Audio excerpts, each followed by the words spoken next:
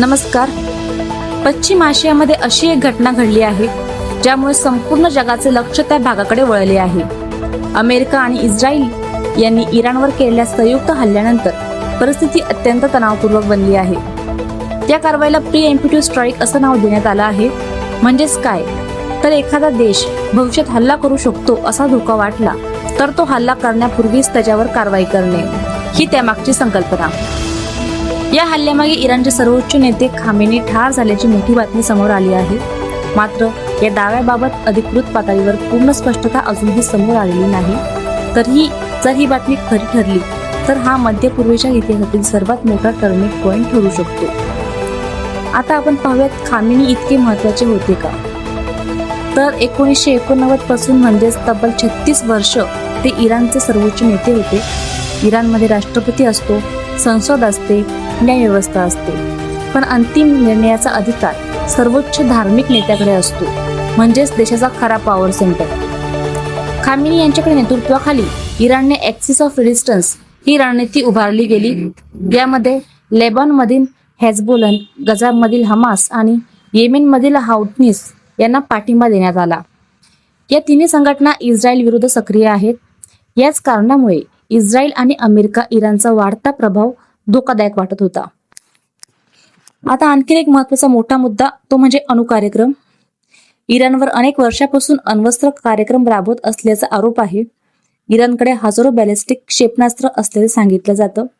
त्यापैकी काही क्षेपणास्त्रे इस्रायलच्या ड्रोन डोम संरक्षण यंत्रणेलाही भेदू शकतात अशी भीती व्यक्त केली जाते. या पार्श्वभूमीवर अमेरिका आणि इस्रायलने केलेली ही कारवाई म्हणजेच केवळ हल्ला नाही तर एक मोठा राजनीतिक निर्णय मानला जात आहे.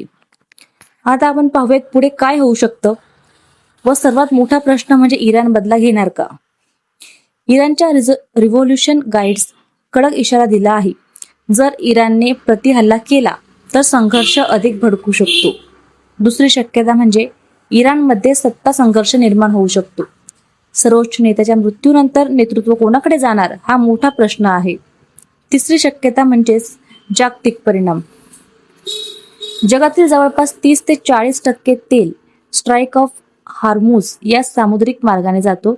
इराणने हा मार्ग बंद केला तर तेलाच्या किमती वाढू शकतात. भारत, जपान, दक्षिण कोरिया आणि इतर आशियाई देशांवर त्याचा थेट परिणाम होईल. इतिहास सांगतो इराक, लिबिया, अफगाणिस्तानमध्ये लष्करी हस्तक्षेपानंतर दीर्घकालीन अस्थिरता निर्माण झाली. इराणमध्येही तसंच होणार का हा प्रश्न आता सर्वांना पडला आहे.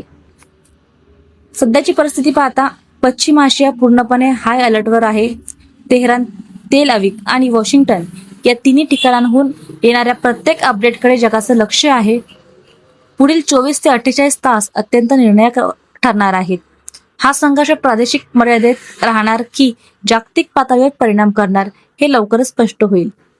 मात्र एक गोष्ट मात्र निश्चित आहे, ही घटना फक्त एका देशापुरती मर्यादित नाही तर याचा परिणाम जागतिक अर्थव्यवस्थेवर, तेल बाजार आणि आंतरराष्ट्रीय सुरक्षेवर होऊ शकतो. आपण या सर्व घडामोडीवर बारकाईने लक्ष ठेवून आहोत.